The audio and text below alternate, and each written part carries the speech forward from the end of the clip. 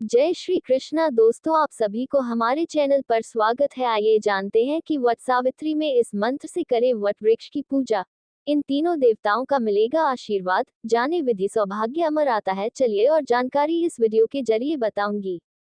सुहागन महिलाएं वट वृक्ष की पूजा करती है, उनकी सलामती के लिए प्रार्थना करती हैं।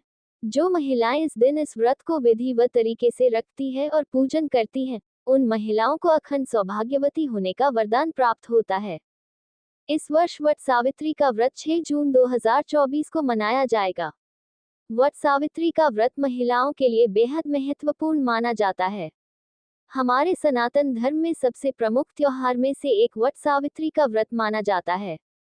सुहागन महिलाएं वट वृक्ष की पूजा कर पति के दीर्घायु होने के लिए प्रार्थना करती हैं। ये भी माना जाता है कि वट वृक्ष में ब्रह्मा, विष्णु और महेश तीनों देवों का वास होता है। इस व्रत को करने वाली महिलाओं के ऊपर तीनों देवताओं का आशीर्वाद सदा बना रहता है। इसके अलावा ये त्योहार मुख्य रूप से उत्तर प्रदेश, महाराष्ट्र और बिहार के अलावा मध्य प्रदेश के पंजाब और हरियाणा में मनाया जाता है। तो आइए जानते हैं इस व्रत को करने का सरल पूजन विधि और मंत्र। वट सावित्री का व्रत करने वाली महिलाएं सुबह ब्रह्म मुहूर्त में उठकर किसी पवित्र नदी में स्नान करें। अगर घर के आसपास कोई नदी न हो तो नर्मदा या किसी पवित्र नदी का जल पानी में मिलाकर स्नान कर लें। इसके बाद पारंपरिक और सुंदर वस्त्र धारण कर खुद का 16 श्रृंगार करें। फिर प्रसाद के लिए सात्विक भोजन तैयार कीजिए। इसके बाद कच्चा सूत, जल से भरा कलश, हल्दी, कुमकुम, फूल और पूजन की सभी प्रकार की सामग्री लेकर जहां वट वृक्ष है वहां पर जाएं। अब इसके बाद शुद्ध जल वट वृक्ष पर चढ़ाएं और उसके समक्ष शुद्ध गाय का देसी घी का दीपक जलाएं। इसके बाद सभी पूजन सामग्री एक एक करके वट वृक्ष पर अर्पित करें। इसके बाद वृक्ष के चारों ओर 7 बार परिक्रमा करें। साथ ही चारों ओर सफेद कच्चा सूत बांध लें। अब वट सावित्री की कथा का पाठ करें। इसके बाद अंतिम चरण में आरती से पूजा कर समापन करें। अब इसके बाद भगवान का आशीर्वाद लें, उन्हें प्रणाम करें और पति की लंबी उम्र के लिए प्रार्थना करें। फिर घर आकर घर के बड़े बुजुर्ग से आशीर्वाद प्राप्त करें। अवैधव्यम च सौभाग्यम देहि त्वं मम सुव्रते, पुत्रान् पौत्रांश्च सौख्यम च ग्रहणार्घ्यम नमोस्तुते। 2 यथा शाखा प्रशाखाभिर्वृद्धोसि त्वं महीतले, तथा पुत्रैश्च पौत्रैश्च संपन्न कुरु मा सदा। पौराणिक कथा के अनुसार मद्र देश में अश्वपति नाम के धर्मात्मा राजा का राज था। उनकी कोई संतान नहीं थी। संतान प्राप्ति के लिए राजा ने यज्ञ करवाया, जिसके शुभ फल से कुछ समय बाद उन्हें एक कन्या की प्राप्ति हुई। इस कन्या का नाम सावित्री रखा गया। जब सावित्री विवाह योग्य हुई तो उन्होंने द्युमत्सेन के पुत्र सत्यवान को अपने पति रूप में वरण किया।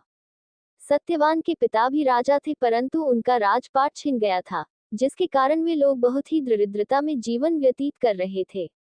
सत्यवान के माता पिता की भी आंखों की रोशनी चली गई थी।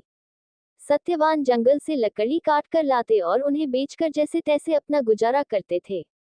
जब सावित्री और सत्यवान के विवाह की बात चली तब नारद मुनि ने सावित्री के पिता राजा अश्वपति को बताया कि सत्यवान अल्पायु हैं और विवाह के 1 वर्ष पश्चात ही उनकी मृत्यु हो जाएगी। जिसके बाद सावित्री के पिता ने उन्हें समझाने के बहुत प्रयास किए, परंतु सावित्री यह सब जानने के बाद भी अपने निर्णय पर अडिग रही। अंततः सावित्री और सत्यवान का विवाह हो गया। इसके बाद सावित्री सास ससुर और पति की सेवा में लग गई।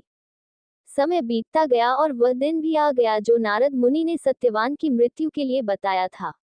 उसी दिन सावित्री भी सत्यवान के साथ वन को गई। वन में सत्यवान लकड़ी काटने के लिए जैसे ही पेड़ पर चढ़ने लगा कि उसके सिर में असहनीय पीड़ा होने लगी। कुछ वह सावित्री की गोद में सिर रखकर लेट गया। कुछ ही समय में उनके समक्ष अनेक दूतों के साथ स्वयं यमराज खड़े हुए थे। यमराज सत्यवान की आत्मा को लेकर दक्षिण दिशा की ओर चलने लगे। पतिव्रता सावित्री भी उनके पीछे चलने लगी। आगे जाकर यमराज ने सावित्री से कहा, हे पतिव्रता नारी, जहां तक मनुष्य साथ दे सकता है, तुमने अपने पति का साथ दे दिया, अब तुम लौट जाओ। इस पर सावित्री ने कहा, जहां तक मेरे पति जाएंगे, वहां तक मुझे जाना चाहिए। यही सनातन सत्य है। यमराज सावित्री की वाणी सुनकर प्रसन्न हुए और उनसे 3 वर मांगने को कहा। सावित्री ने कहा, मेरे सास ससुर अंधे हैं, उन्हें नेत्र ज्योति दे। यमराज ने तथास्तु कहकर उसे लौट जाने को कहा और आगे बढ़ने लगे। किंतु सावित्री यम के पीछे ही चलती रही। यमराज ने प्रसन्न होकर पुनः वर मांगने को कहा। सावित्री ने वर मांगा, मेरे ससुर का खोया हुआ राज्य उन्हें वापस मिल जाए। इसके बाद सावित्री ने यमदेव से वर मांगा, मैं सत्यवान के 100 पुत्रों की मां बनना चाहती हूँ। कृपा कर आप मुझे यह वरदान दे। सावित्री की पति भक्ति से प्रसन्न हो सावित्री से तथास्तु कहा, जिसके बाद सावित्री ने कहा कि मेरे पति के प्राण तो आप लेकर जा रहे हैं, तो आपकी पुत्र प्राप्ति का वरदान कैसे पूर्ण होगा। तब यमदेव ने अंतिम वरदान को देते हुए सत्यवान की जीवात्मा को पाश से मुक्त कर दिया।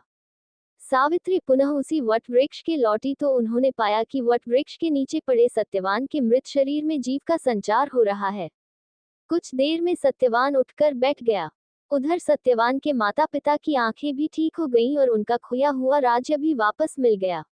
अगर वीडियो अच्छा लगे तो चैनल को लाइक, सब्सक्राइब व कमेंट कर